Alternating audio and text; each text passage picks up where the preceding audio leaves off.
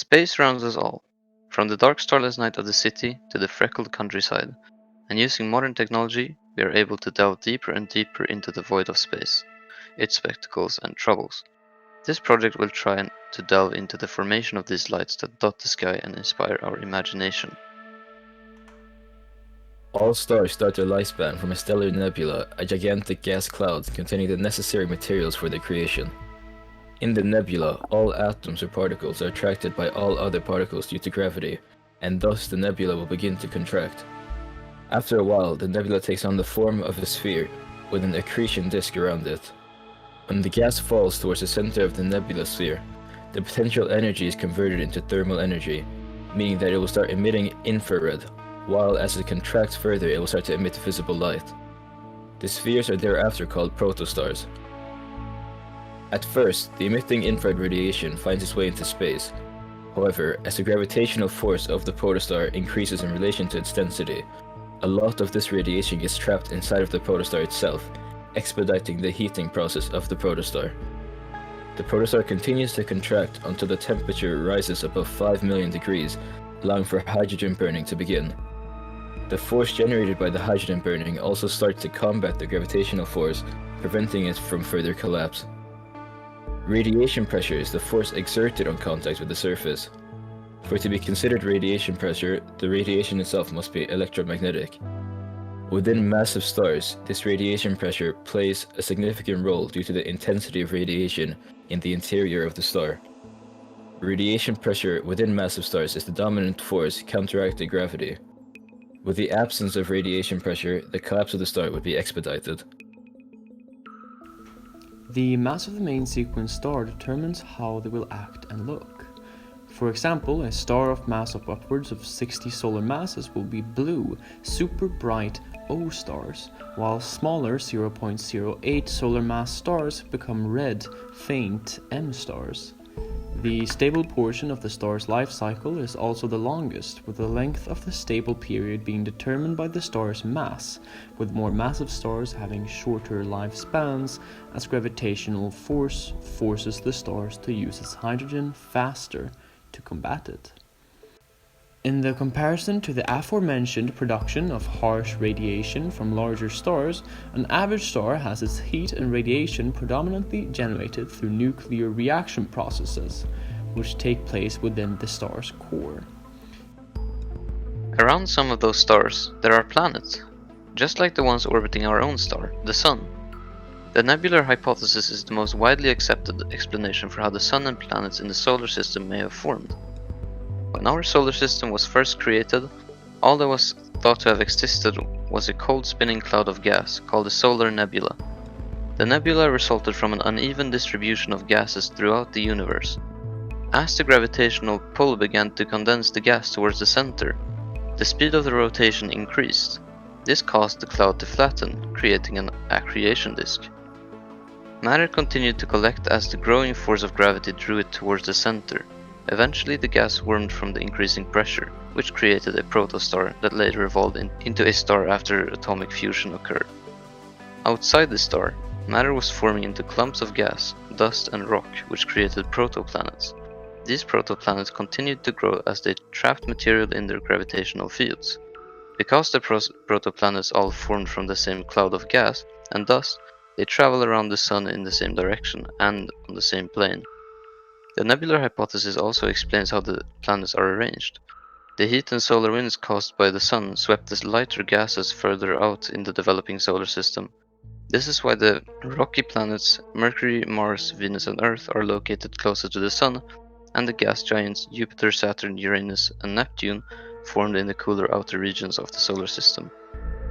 The solar system continued to evolve even after its initial formation. Large asteroids slammed into planets, and the planets themselves differentiated into layers as they slowly cooled. Other extraterrestrial bodies can be found in the universe, in the form of meteors, comets, and asteroids. The asteroids are large extraterrestrial bodies composed of metal and rock that usually have slightly smaller sizes than a planet. Those same asteroids later turn into meteors if or when they enter the atmosphere of a planet. and potentially burn up due to the friction created from air resistance. Comets, on the other hand, are frozen leftovers from the formation of the solar system and are composed of ice, dust, and rock. These comets usually vary in size from a few miles to tens of miles wide. While comets specifically have long tails caused by the evaporation of ice and gas as the object passes by a hot extraterrestrial body, most notably stars. When hydrogen burning slowly ceases, the energy created will be insufficient in combating the gravitational energy, meaning the star will begin to collapse once again, causing an increase in temperature. When the core reaches 100 million degrees Kelvin, helium burning becomes possible. At the same time, a layer of the sun has also become hot enough to start hydrogen fusion. Both of these produce enough energy to once again win over gravity, causing the star to expand.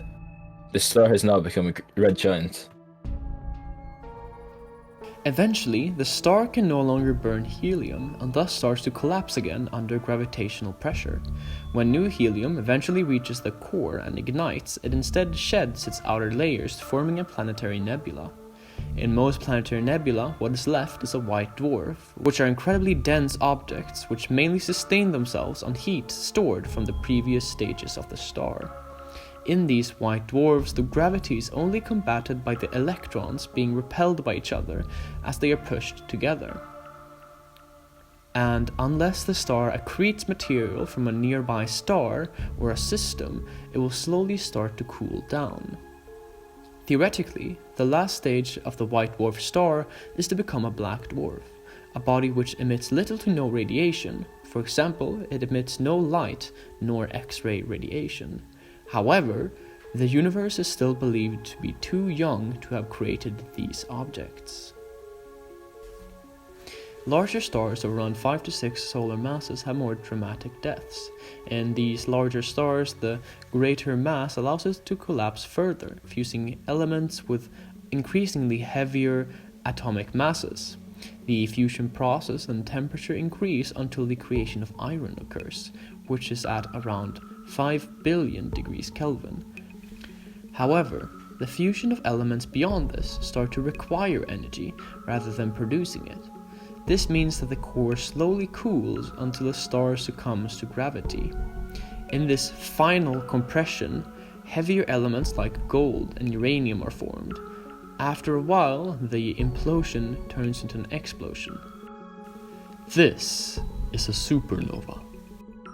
If what is left over has a mass that is larger than 1.5 times that of our Sun, it will end up as a neutron star. The gravitational pressure inside these stars are so dense that electrons and protons come together to form neutrons, meaning that the entire star is in effect one big neutron. Black holes have been a peak of human interest for a long while now. These holes form when the leftover mass of a supernova is 3 solar masses or greater. The force of gravity is so great that the internal pressure cannot withstand it. When this occurs and it passes the critical ratio, nothing can get out from it, not even light. Under such conditions, normal physics seems to fail us. Although black holes are unable to emit light particles, they do emit blackbody radiations as familiarly theorized by Stephen Hawking in 1974, where he provided a theoretical explanation for why blackbody radiation exists. A series of calculations presents the argument that quantum effects acting near the black hole event horizons predict the blackbody radiation. Nonetheless, the chance of us ever detecting Hawking radiation from an actual black hole is slim to none. We live on a planet orbiting an average-sized star that we call the Sun. The Sun is on the main sequence and is estimated to be around 4.6 billion years old. To make you feel insignificant, however, the Sun is but one star from around 100 billion stars in the Milky Way, which is our specific galaxy, which itself is only one of 2 trillion galaxies in the observable universe. This means that there's a staggering 200 sextillion stars, and that there are more stars in the universe than there are grains of sand on the entire Earth. We are all so small it's unfathomable. Everything we will do or ever have done is completely insignificant to the rest of the universe. Let that sink in the next time you are choosing between a latte or a cappuccino. It does not matter in the grand scheme of things.